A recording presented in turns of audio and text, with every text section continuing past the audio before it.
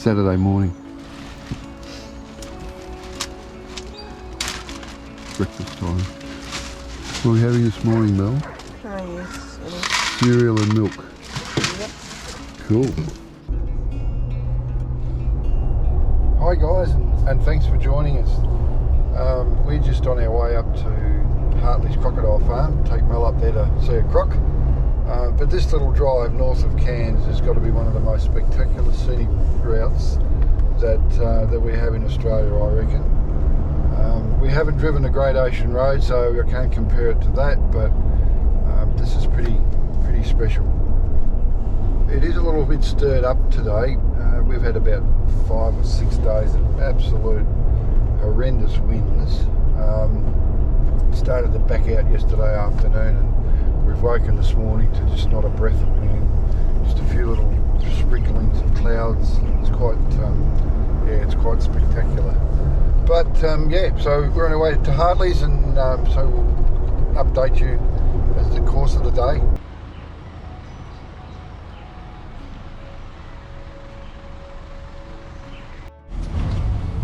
Believe it or not, this lagoon they're housed in is man-made, so roughly 20 years ago, used to be an old horse paddock. They dug it out, filled it with water, put a few plants and crocodiles in it, and it is what it is today. It attracts a wide variety of wildlife to it, lots of different bird species, some of which I'll point out as we cruise around. There's about 16 different varieties of fish in the lagoon, and a whole bunch of amphibians and reptiles attracted to it. Frogs, turtles, snakes, lizards, goannas. We even get the occasional wild crocodile trying to break in here. We will not be feeding these crocs every single boat cruise. We'll get some jumps out of them, but not necessarily feed them. Smaller pieces more often will accumulate to their dietary needs. So what we're going to do is just exercise her a little bit. Being a captive crocodile, they don't quite get the same exercise as a wild one would. So moving them around a few times like this, it's actually quite good for them. They don't have to do this if they don't want to. Plenty of food for them in here, but this is like their Uber Eats. It's delivery. Another thing you'll notice is these crocodiles won't be putting in 100% for the food. They know there's another boat ride in 15 minutes. We got you sussed. Oh, jaw pop. Crocodiles are the hardest biting animal on the planet. One this size might be biting down at about 2,000 to 3,000 pounds per square inch, but a big 4 or 5 metre croc, you're looking at about 5,000. She's got a little bit of tucker. She's got to bring her head up there and swallow it down. They can't swallow anything substantial underneath the water. Just have to bring their head up and gobble it down.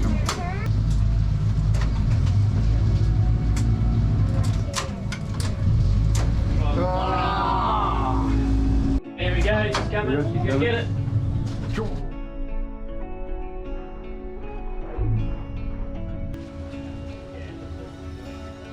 Cassowaries are large flightless birds. Typically, they are shy and only found in the wet tropics of northern Queensland. They inhabit rainforests, melaleuca swamps, mangrove forests, and can sometimes even be seen on the beaches. They are adept at disappearing long before humans know they're there. The adult birds can grow to around 1.5 to 1.8 metres tall and weigh in at around 58 kilos.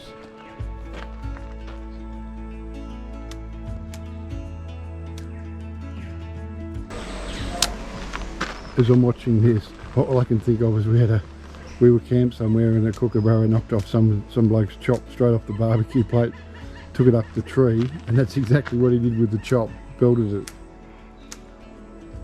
Not say anything, so I can just get him. Yeah? What's your talk? Oh, sorry.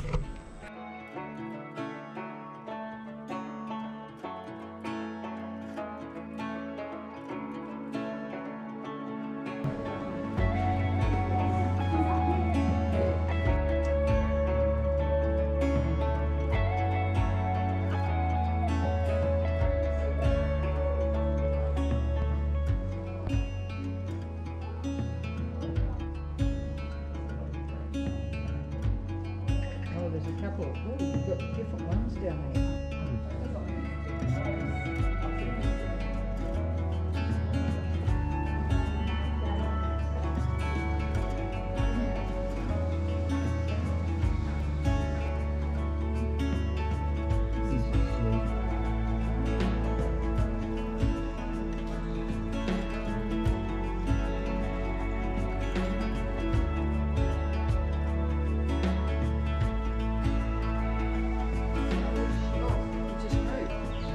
38 tortoises and rhinoceros, iguana.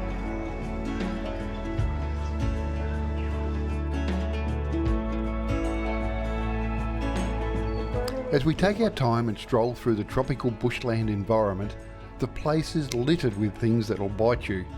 Fortunately, they are all behind a fence. Well, at least we hope they are. There is a feeding show that's put on each day, and it's one of those not to be missed things, where not only do they feed the crocs, but they also educate travellers to be croc wise. The dangers associated of being at the edge of a riverbank, or worse still, swimming in an area within the croc territory.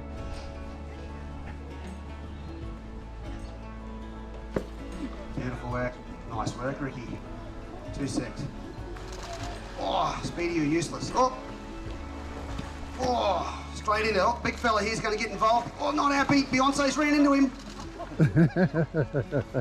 Oh, everyone's running. You right?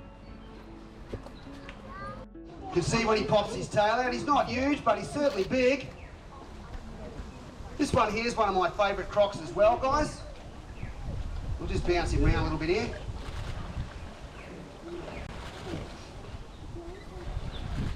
Can you see him getting?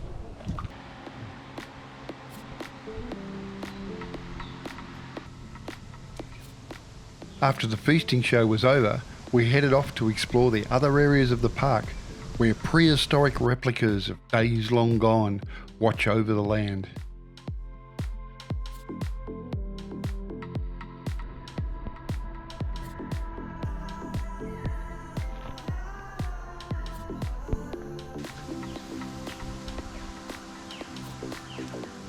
Then it's time to head back to Cairns and prepare for the next part of our journey.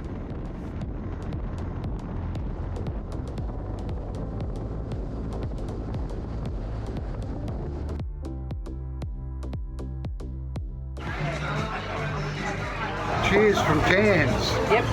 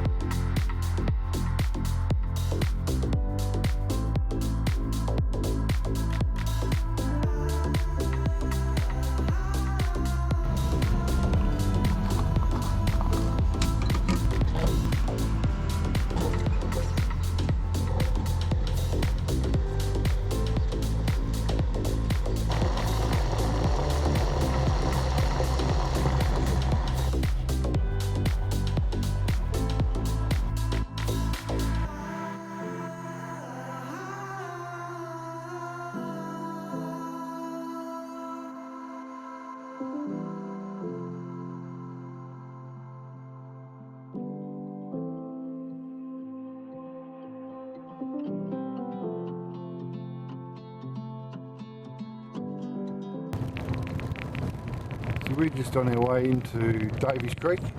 Davies Creek. National Park. Yeah, just to check it out. The road's a bit corrugated. It's only bloody 6 kilometres in here, so it's not worth mucking around dropping tyre pressure. So we're feeling a little bit of pain and very little mechanical sympathy at the moment. But as I said, it's only about 6 k's in, so we'll just do it nice and gently.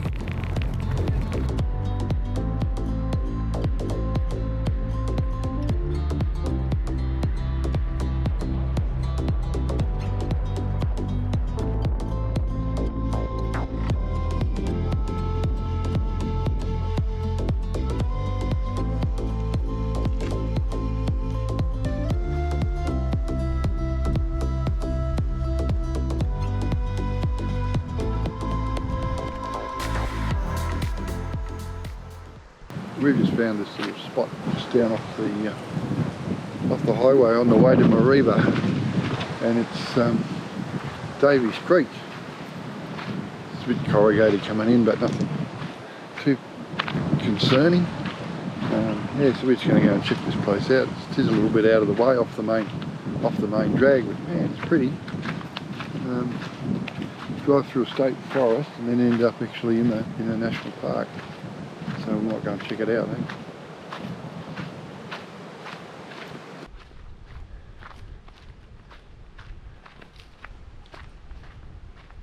While we're doing this, probably should give you a bit of an update on.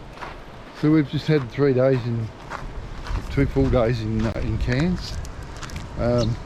Certainly maximised the time we had.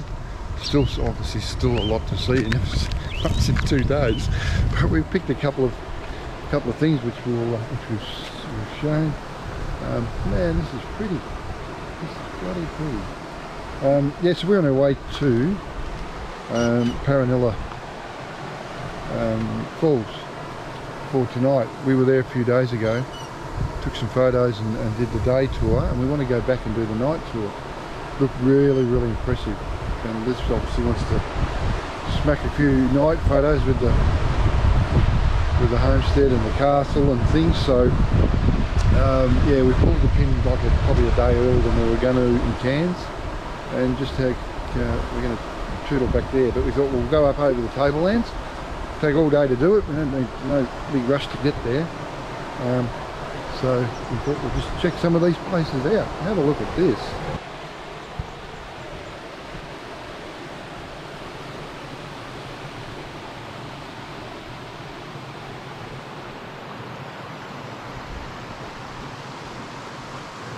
And there's some little pools up here as well. Let's have a look at these.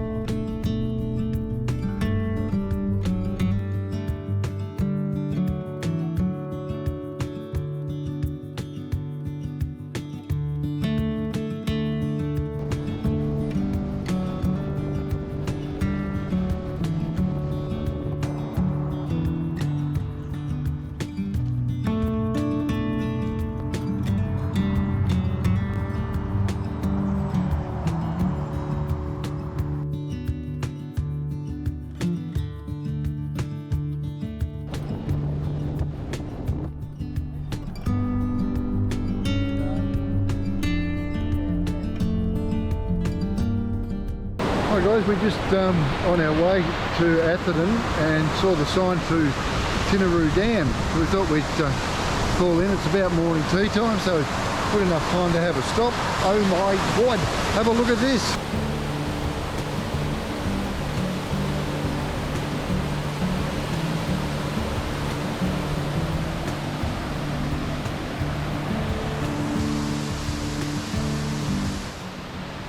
I better go back to the car because otherwise I'm going to be in trouble. I'm supposed to be putting the cooker on to boil the water. But anyway, we'll. Yeah, this is cool. What a great spot. So the Tinaroo Dam, or Tinaroo Falls Dam, as it's known locally, was completed in 1958. And what it does, it dams the water of the the water coming out of the other side of it runs into the Barron River, which runs all the way down through Crocodile. Sorry. So it runs all the way down through Crocodile and then down into the Barron Falls. So it travels a fair distance, and obviously you saw they let the water out to keep the water flowing, but it does give them a good reservoir of water to be used up in the Atherton Tableland. That's why. She's just giving me a boiled lolly. That's why you don't. It's sour. It's a sour cherry. I didn't realise it was a sour cherry, otherwise I would have saved it for myself. That's horrible. Good mate. Oh. They're sour. Oh, they're really sour. They are really, really, really sour. Well, that's why you won't like warheads, because they're double the amount. Are they? Yeah, they are. Yeah, well no, don't give me warheads then. Anyway guys, we've just left the Lake Tinaroo Dam wall. An impressive sight because they're off jetting, whatever you call it, water coming out. It's a massive spray. It was very picturesque to see.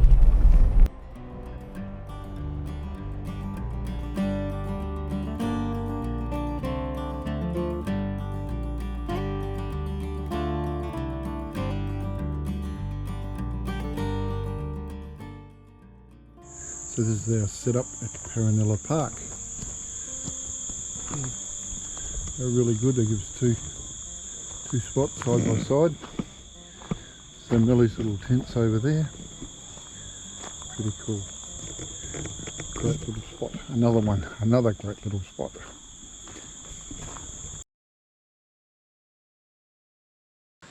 So good on you, Jose. Every night we light up that waterfall to show off to you too. For the grand finale, the cafe downstairs by the pool gets lit up. It's a personal one we've arranged. Music and lights synchronised, telling the story of Paronella Park.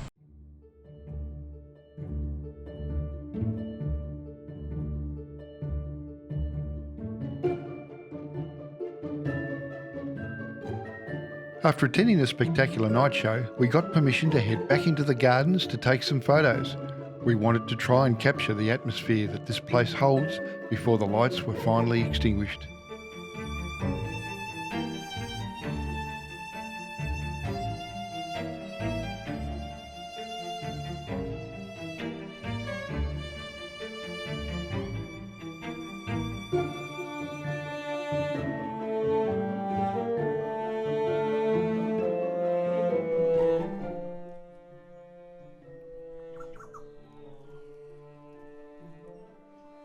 Like a butterfly before it breaks from its cocoon, there's always movement inside that cocoon. That's the movement I see now. Won't be long before it breaks out from its cocoon to venture into another day.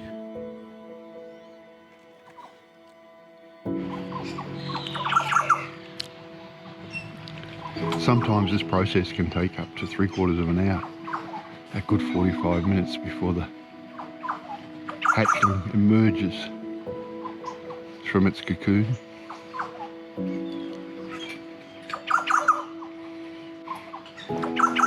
You can hear the birds of prey waiting for the emergence.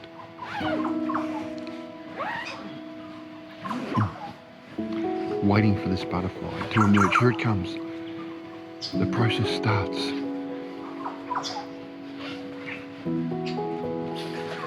Sometimes they come out forward, sometimes they come out backwards. What will it be today?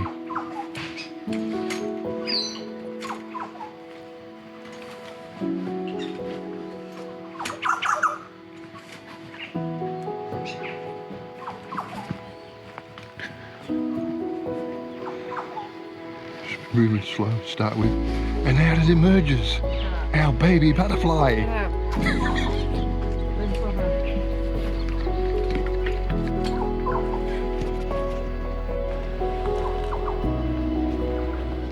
We've had a bit of a bit of a catastrophe. What on earth? That is one very pregnant lilo, airbed, puncture guard. It didn't puncture on the outside, it punctured on the inside. You heard that? Will it fit? Oh, That is the craziest thing we've ever seen.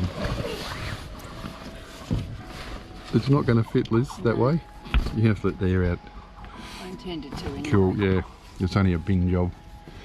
So it looks like we're going to have to make a little detour to Townsville and rectify the situation, because we can't have our little butterfly sleeping on the ground again. It won't be happy. Let it go down, then her tent can go on.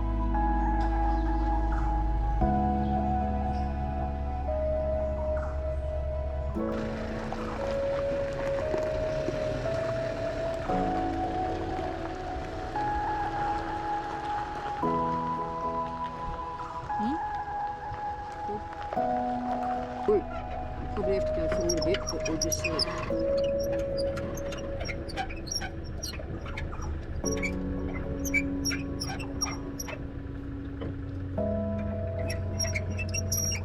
That's all good.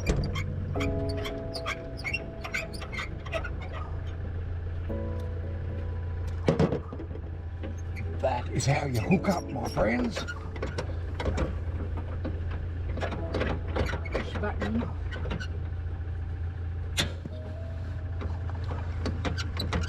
What a lot about those DO35s, because you can't put the lid on it unless the button's pressed. Yep.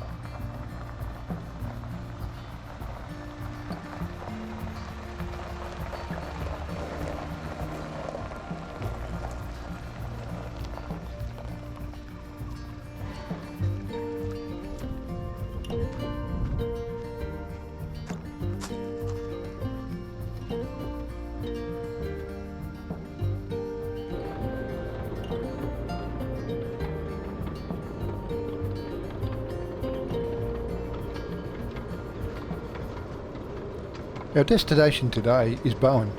That is after a quick detour into Townsville to pick up a new mattress for somebody. Cane trains cross the roads in many places in North Queensland, and the highways are no exception.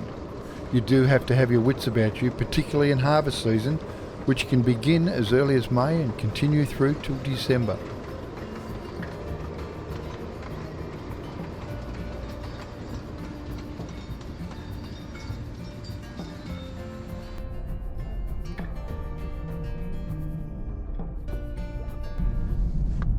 Morning, Mel. How are you this morning? Alright. How'd you sleep last night?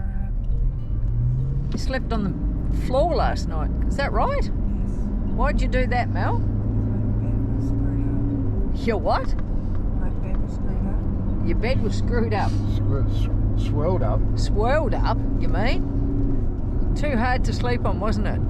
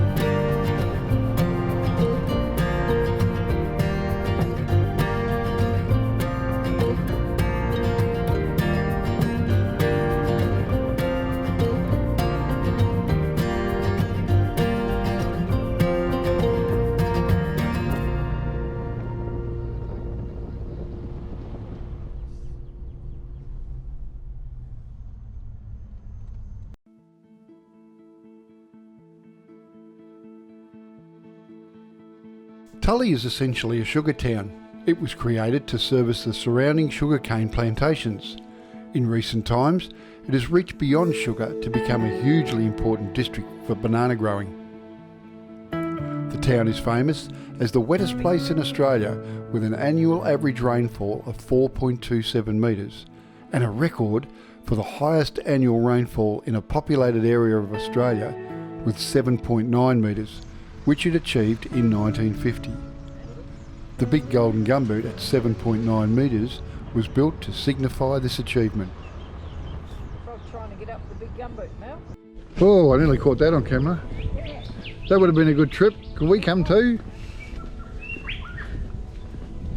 So we've just had a leg stretcher at the Hinchinbrook lookout.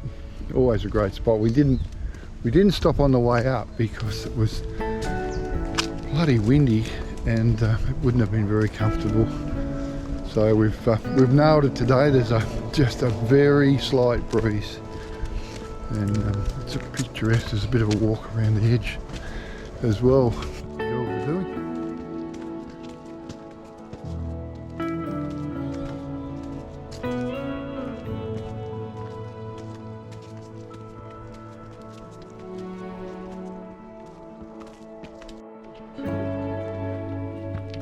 So a short stroll from the car park gives you a view like this. This could be on 15 seconds delay. From last night.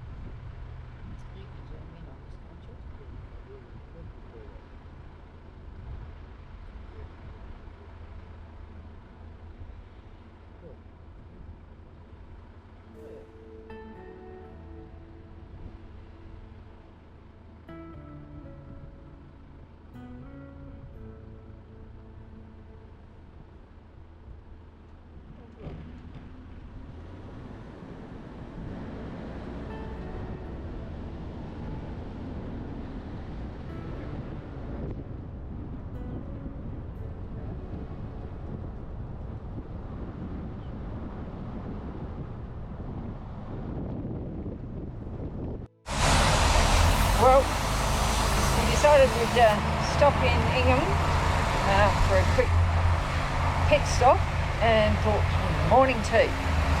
Saw a sign that says Brumbies, and unfortunately it's closed. And that could be due to COVID. Not enough traffic coming through. Who knows? But have to move on and find another bakery for morning tea.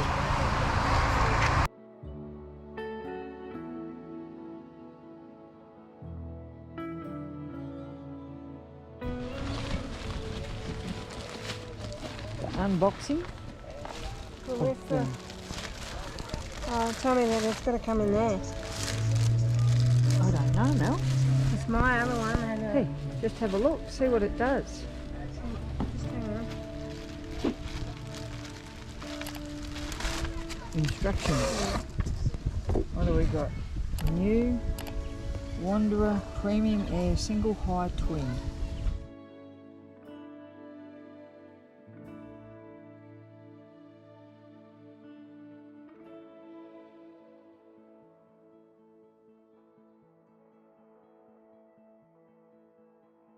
It's just a different colour.